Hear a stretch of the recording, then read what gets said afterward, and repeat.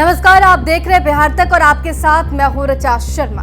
एक बार नहीं, दो बार नहीं, 3 बार विपक्षी एकता की बैठक कैंसिल होने के बाद एक बार फिर से मीटिंग की तारीख 23 जून की रखी गई। इसको लेकर सीएम नीतीश ने बेजोड़ प्लान भी तैयार कर लिया।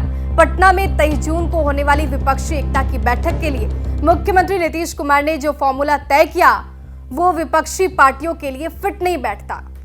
सीएम नीतीश ने अगले लोकसभा चुनाव के लिए 1 अगेंस्ट 1 का फॉर्मूला सेट किया, यानी भाजपा या उसके गठबंधन के कैंडिडेट जिस सीट पर चुनाव लड़ेंगे उस सीट पर विपक्षी एकता में शामिल पार्टियों में से सिर्फ एक ही बीजेपी के खिलाफ अपना उम्मीदवार उतारेगा। वहीं से नीतीश कुमार का यह फॉर्मूला कांग्रेस के लिए कहीं ना कहीं असमंजस की स्थिति पैदा जरूर कर सकता है, क्योंकि कांग्रेस पार्टी की चाहत है कि वो पूरे देश में सबसे ज्यादा सीटों पर चुनाव लड़े। इस बीच कांग्रेस नेता अभी से ही इस बात की चर्चा करने लगे हैं कि कम से कम 350 सीटों पर कांग्रेस चुनाव लड़ेगी। ऐसे में सवाल तो ये उठता है कि जहां क्षेत्रीय दल मजबूत है वहां कांग्रेस की एंट्री कैसी होगी। इधर बहुजन समाजवादी पार्टी का सुर भी बदला हुआ नजर आ रहा है। बसपा की बात की जाए तो बसपा सुप्रीमो मायावती की पार्टी एकला चलो की राह पर यहां पर दिख रही है। वहीं नीतीश कुमार के इस फॉर्मूले पर बीजेपी सिर्फ एक खाना पूर्ति करती हुई बता रही है।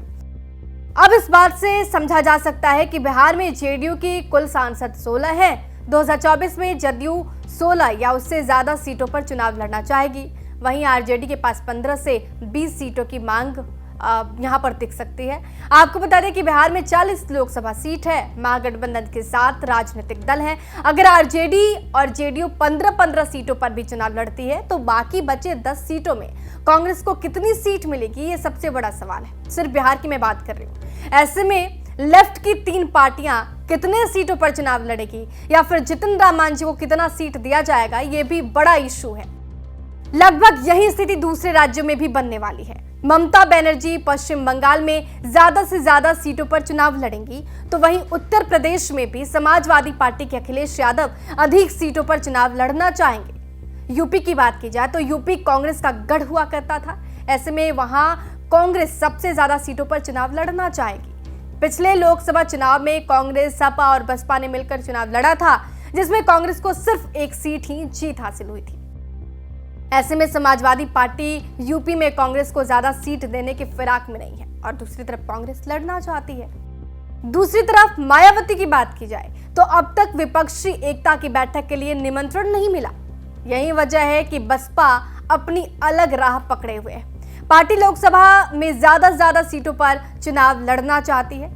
अब तो बीजेपी के नेता कह रहे हैं कि 23 तारीख की जो बैठक होगी वो नीतीश कुमार के लिए संन्यास लेने वाली बैठक होगी और इस बैठक में नीतीश कुमार अपना पूरा बागडोर जो है वो तेजस्वी यादव को दे देंगे। अब बिहार की राजनीति की अगली तस्वीर क्या होगी ये तो वक्त बताएगा, लेकिन हाँ, रार तकरार और इनकार वाली स्थिति से किनारा भी नहीं किया जा सकता।